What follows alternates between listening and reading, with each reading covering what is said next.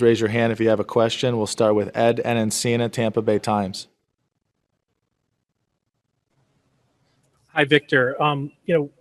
Cooper's talked a lot about how, this philosophy of this team, going into the season was, are you guys full? Do you want to be special in terms of winning 2 straight Stanley Cups?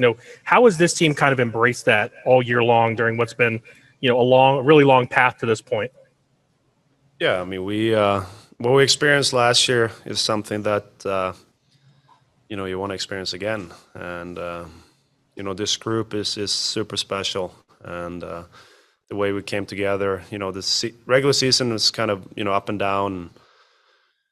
It was a tough season, playing against the same teams over and over again. But as closer we got to the playoffs, I felt like our game really came together, and then the playoffs started, and it was just like we picked up where we left off, last postseason. So, and I think our game has gotten better and better, and I think now in the finals, obviously you want to be at your best, and we're super excited to be back and have another chance to win a Stanley Cup. Joe Smith, The Athletic. Hey, Andrei, you've played in a lot of big games from the start of your career in the NHL, from the Cup Final to like Game 7 against the Penguins. Just when did you start to feel really comfortable in those big games? And are there certain qualities that you have to have as a goalie to be able to play well in those important games? It's I guess it's all about the experience and how the team playing in front of you. So in the last 2 playoffs, I think we've been pretty consistent throughout all 4 rounds, and I mean, when the team playing like this in front of you, you just getting lots of confidence from them and just trying to help them however you can, and just trying to be at your best every night for the guys. So. Eric Erlinson, Lightning Insider. Yeah, for Victor, having been here for as long as you have, and each team always has its own personality and style, but one thing that kind of develops is culture and culture. How have you seen that develop specifically over the last few years, to the point where you guys wave everybody over to make sure they get their picture taken with the trophy there the other night, and just kind of the atmosphere that creates? No, I think that's important, and you don't get to this point with just a few individuals. It's take the whole team, and I think looking back at the bubble, guys were there for 65 days, and some guys didn't get into a game, but still very important pieces to the puzzle. And the same goes to this year, being on the taxi squad, and if you're playing games, they've always been here and working their tail off, and they deserve the same recognition as the guys that play in the game. So that's what we are. We're kind of built this chemistry, and especially during these difficult times during the pandemic, we've become even closer, and we've been fortunate enough, obviously, to have some success, and for us to be back where you get to play for the cup again. It takes everyone, and it's a special moment, and to do it in front of our family and fans was obviously very exciting for us. So we're pumped up and ready to go. Greg Wyshynski, ESPN. This is for Victor.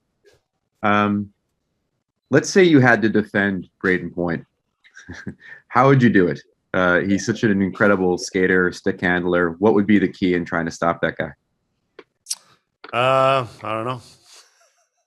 It'll be tough to me to say, but maybe when you go up against skilled players, it's tough to defend. You need good timing in what you do as a D-man, and you give them time and space. It's going to be tough to defend them. So one small thing that you can do is try not get beat, but it's easier said than done. But Pointer's a special player, so then I go up against him in practice, and he can make you look silly if you're not on your game and have good gaps. So he's one tough customer when it comes to defending. Chris Johnston, Sportsnet. Hey, Victor, you referenced there some of the challenges you guys faced in the regular season. I'm wondering, during that time, did you ever wonder that you'd be able to put everything together to have another run like this at that time? I mean, it's never a question in my mind that we have the the quality and the depth to do one more time. But it was a grind during the regular season. It's tough when you go up, same teams over and over again, and sometimes you play 5-6 straight games, and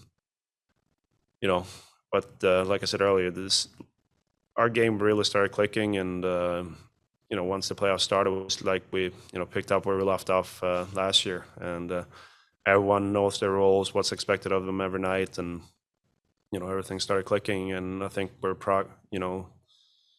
was a lot of talk about process over outcome during the regular season, and I think that was a big key. Not necessarily focusing on the results, but just the way we were playing and how things were translating onto the ice. And I think that shows dividends now in the postseason. Like I said, we know what's expected of us, and we know which other roles, and we expect a lot of one another. We hold ourselves accountable, and it's been proven to work so far. And one more hurdle before one of the teams always in the cup. But we're super excited to be back here once again, and to do it at home, and obviously in Montreal as well. But to have a chance to win in front of fans is going to be very special. Dan Rosen, NHL.com. Yeah, Andrei, obviously so much is made of the goaltending in this series, yourself and Carey. What does it mean to you to be part of it? What do you think about being part of that storyline, being a centerpiece storyline in the series? And do you ever measure yourself up against the goalie that's playing on the other end? And in this case, Carey.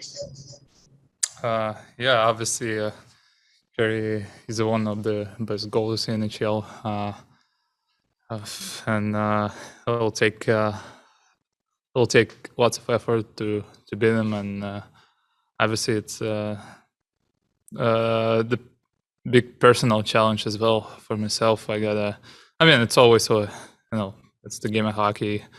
You gotta beat the guy on the other side, and you gotta be better than him, and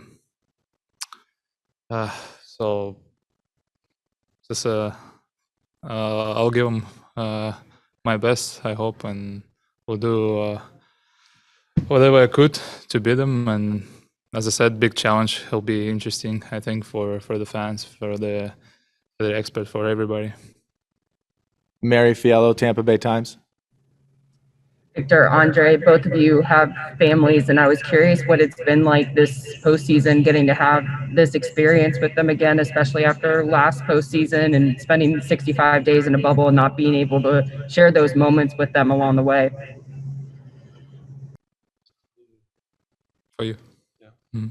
No, it's obviously a lot nicer to be home, and to have your for me, wife and kid, it's obviously very special, especially last night or 2 nights ago when you clinch a trophy, and to do it at home ice and you get to see them. So that's a big difference, and obviously a very good one. But sometimes you just wish restrictions were lifted, and you can have your parents and siblings here as well. But at the end of the day, it's very special to now being a dad. It's very special to share this moment with my baby and my wife. So looking forward to creating some more memories.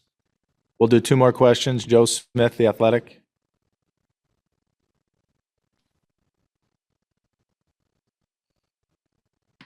Hey, Andrei, you hear me?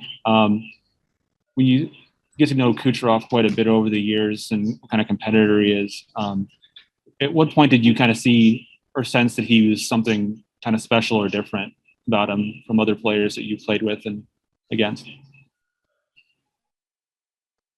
Sorry, say that again, because there's some noise in the room. Sorry, you played with Kucherov for a long time now. At what point did you kind of first sense that he was something different or special as a teammate? From day one, I met him.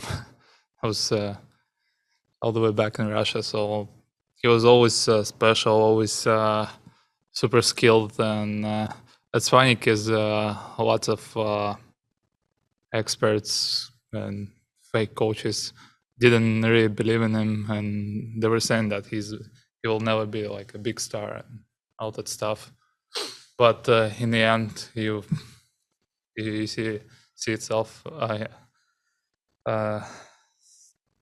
Just he's a great player, obviously, and one of the best in the NHL, and just super smart, super skilled, and hard worker, never satisfied. And he's even after I don't know, he scored like 4 or 5 points.